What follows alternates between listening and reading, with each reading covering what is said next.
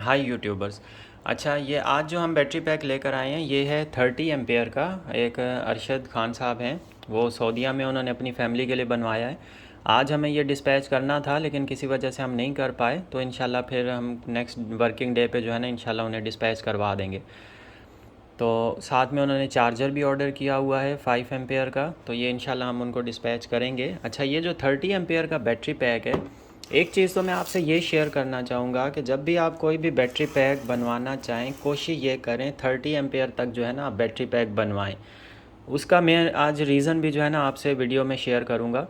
अब ये जो बैटरी पैक है ये 30 एम्प्स का है। इसमें बिल्ट इन जो है ना वोल्ट मीटर भी इन्होंने लगवाया है, और ये स्विच है इसका, यहाँ पे ऑफ़ हो जाता है और यहाँ पे ऑन हो जाता है। तो अभी ये फुल चार्ज है 12.6 पर, और ये इसकी चार्जिंग पोर्ट है जहाँ पे हम इसको चार्जर अटैच करते हैं। जैसे मेरे पास ये वाला चार्जर है, अगर मैं ये से अटैच करता हूँ तो ये फिर चार्जिंग स्टार्ट कर देता है, लेकिन अभी इस वक्त ये फुल है तो इसलिए ये जो है ना चार्जिंग नहीं ले रहा है।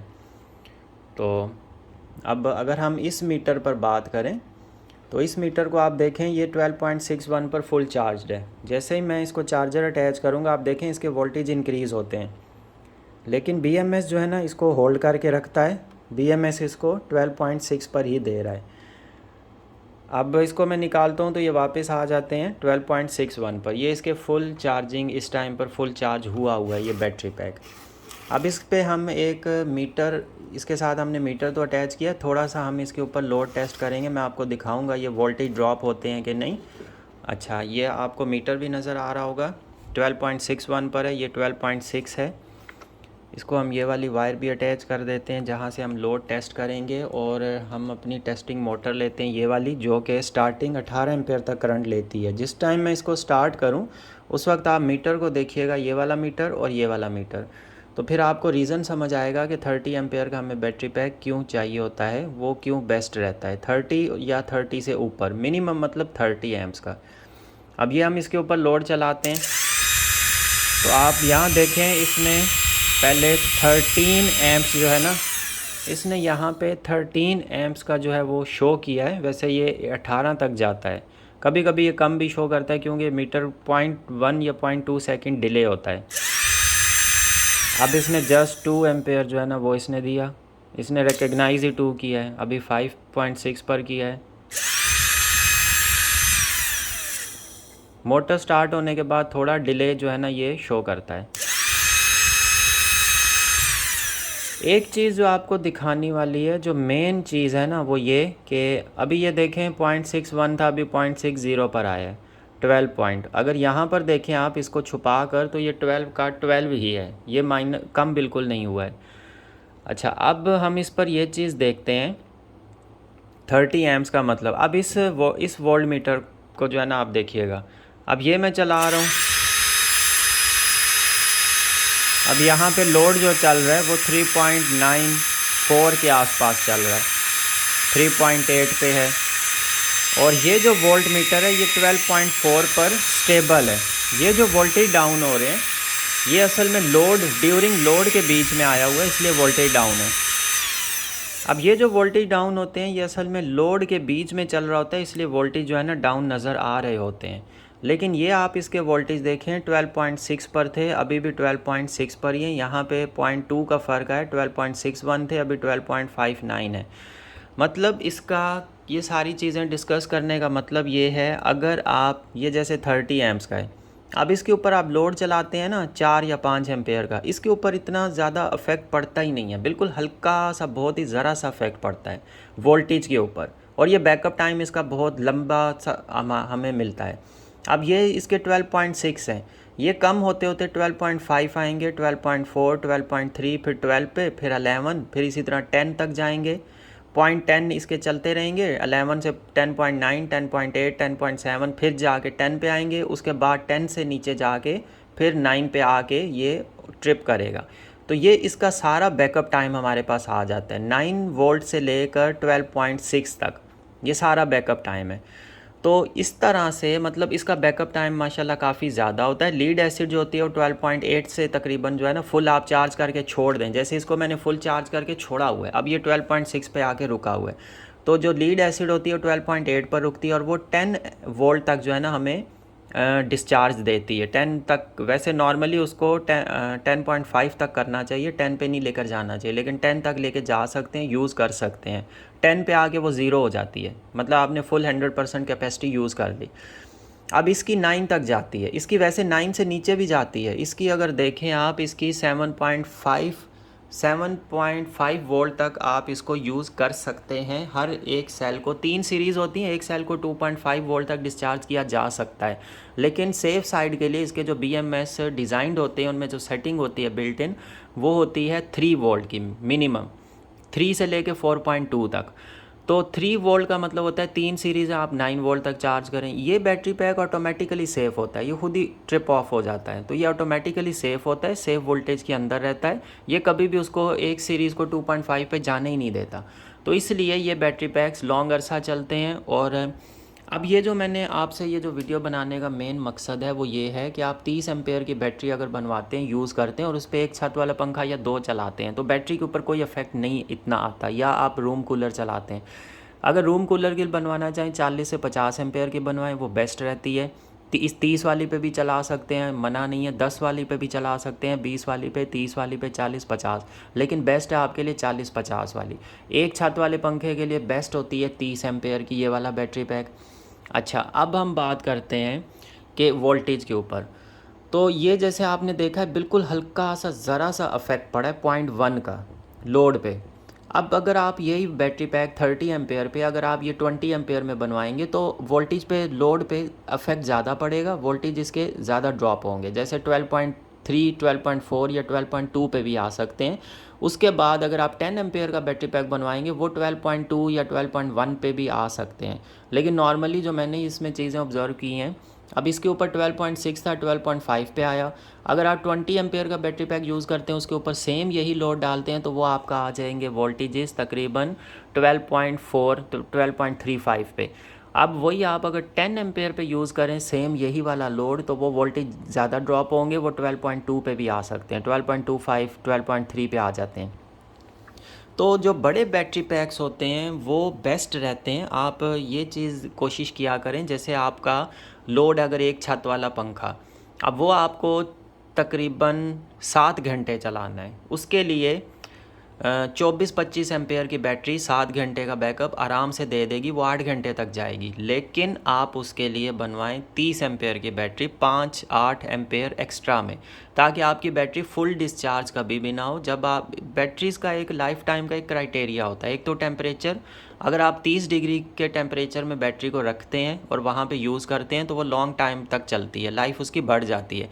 लेकिन अगर आप बैटरी पैक को 50 डिग्री पर यूज़ करते हैं, 45 या 40 पे, तो लाइफ टाइम पे अफेक्ट पड़ता है, 1-2 सालों पे अफेक्ट आ जाता है। उसके बाद अगर आप इसका डिस्चार्ज जो है वो तकरीबन 20% डेली डिस्चार्ज करें तो उसकी लाइफ बहुत ही मैक्सिमम रहती है, 80% सेफ़ रहे, मतलब उसके अंदर चार्जिंग।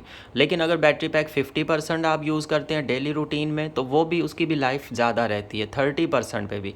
लेकिन अगर आप बैटरी को डेली 10%, 5% रहने दें और बाकी सारा खाली कर दें, या ज़ीरो पे ला के जब BMS ट्रिप हो जाए, लोड ऑफ हो, तभी आप उसको छोड़ें, तो फिर उस बैटरी की लाइफ कम हो जाती है। तो ये कुछ चीज़ें होती हैं लाइफ टाइम के हवाले से कि बैटरी की लाइफ कैसी है, कितना अरसा चल सकती है।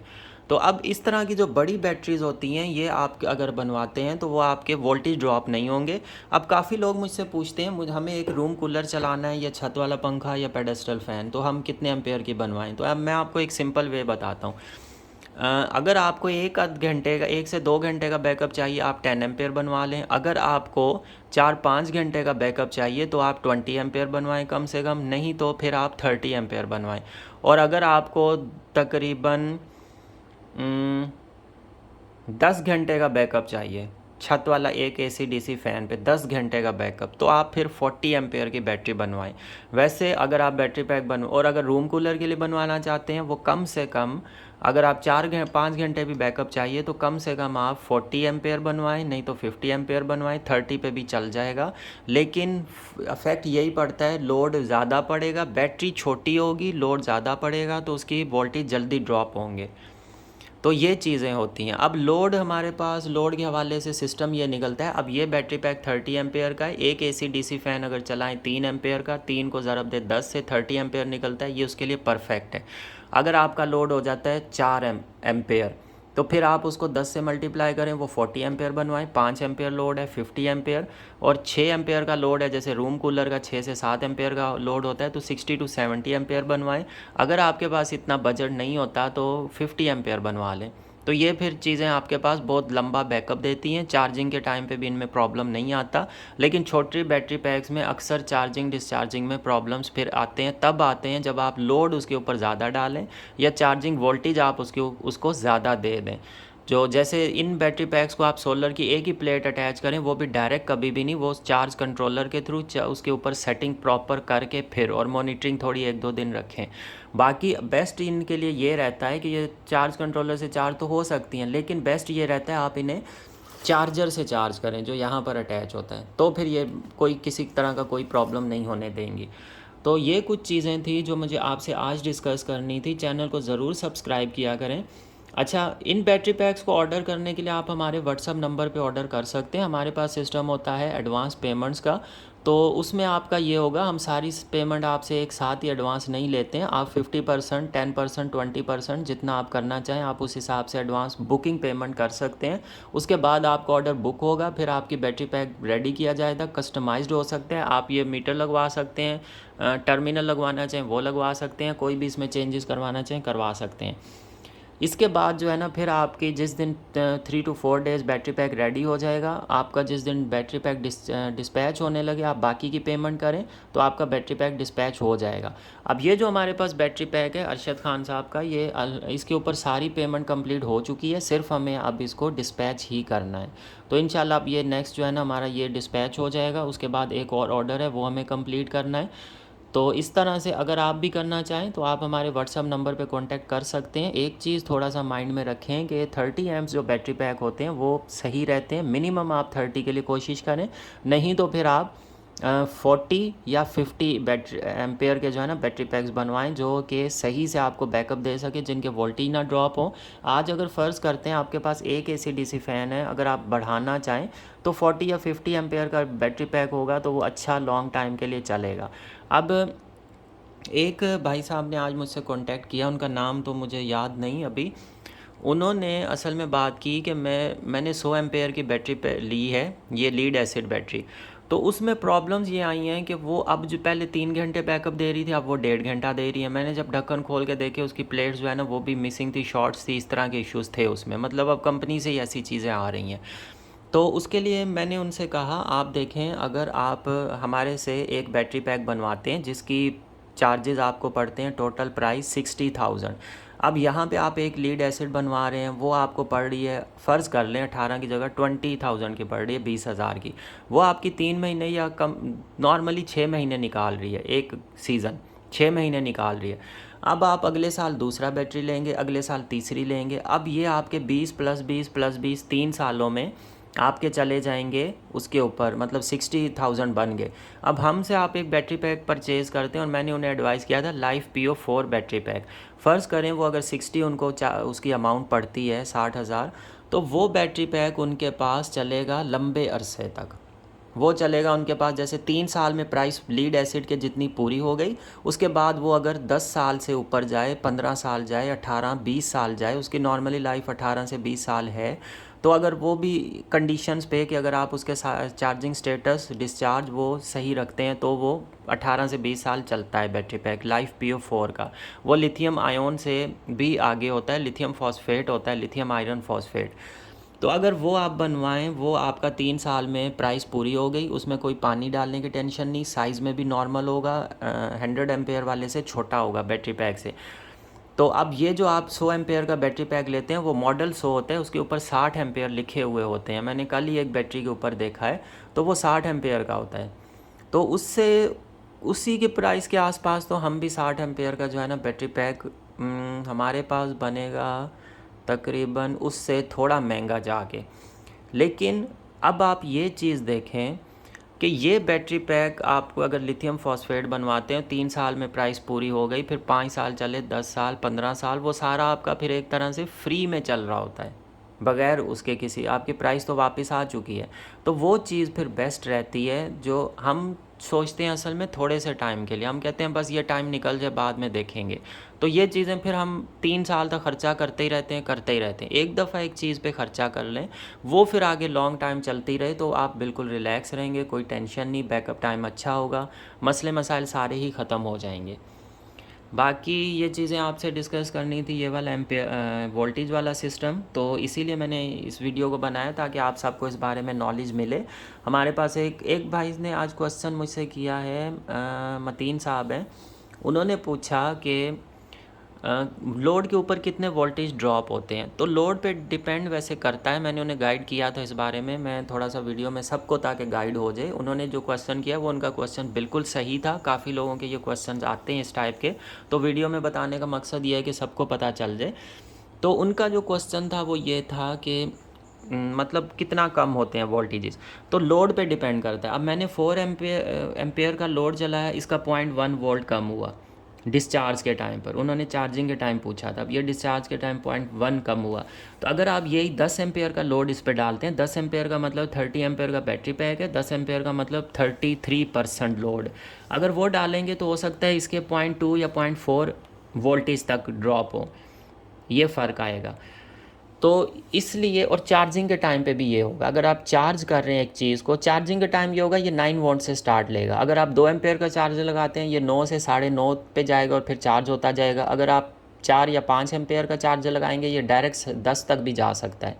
ये होता है, एम्पेयर्स पे डिपेंड करता है। अब अगर आप इसको एक लगा, और वोल्टेज बैटरी के कितने पे वो है, कितने डिस्चार्ज हो चुका है। अब ये बैटरी अगर 9 पे हो चुकी है, अब इसको चार्जर लगाएंगे 9:30 10 से स्टार्ट लेगी, वोल्टेज उस चार्जर के ड्रॉप हो जाएंगे जब आप यहाँ से चेक करेंगे। फिर वो आहिस्ता आहिस्ता वोल्टेज बैटरी के बढ़ते जाएंगे, चार्जिंग स्टोर होती रहेगी, तो वो इसके वोल्टेज इंक्रीज़ होते जाएंगे और 12 पे आके रुक जाएंगे, अगर 12 वोल्ट का है या 12.6 का है। तो इस तरह से, तो चार्जिंग और डिस्चार्जिंग के टाइम पे वोल्टेज जो ड्रॉप होते हैं वो डिपेंड करता है लोड के ऊपर। कम लोड पे कम वोल्टेज ड्रॉप होंगे, ज़्यादा लोड पे ज़्यादा ड्रॉप होंगे। अब छोटे बैटरी पैक्स पे आप कम लोड चला सकते हैं। जो लोग 10 एम्पेयर का बैटरी पैक बनवाते हैं उसके लिए रेकमेंडेड लोड जो है वो 1 एम्पेयर है। आप 1 एम्पेयर का एक एलईडी लाइट वगैरह आप चला सकते हैं, या जो एक चाइना वाले पंखे आते हैं छोटे 1.5 एम्पेयर लेते हैं, वो चला सकते हैं। अगर आप 20 एम्पेयर का बैटरी पैक बनवा, उसके ऊपर 2 एम्पेयर का लोड आपको डालना चाहिए। 30 एम्पेयर बैटरी पैक के ऊपर 3 एम्पेयर का, 40 एम्पेयर के बैटरी पैक के ऊपर 4, और 50 एम्पेयर वाले पे 5 एम्पेयर का। इस तरह से इसकी कैलकुलेशंस होती है। हम जब इन कैलकुलेशन को फॉलो नहीं करते हैं तो हमारे पास बैटरी पैक्स की लाइफ भी कम हो जाती है, वो इतना लंबा अरसा चलते भी नहीं और हमें बैकअप भी अच्छा नहीं देते हैं। तो ये सारे इश्यूज़ होते हैं इन चीज़ों के पीछे। चैनल को ज़रूर सब्सक्राइब करें, वीडियोज़ को लाइक एंड शेयर कर दिया करें।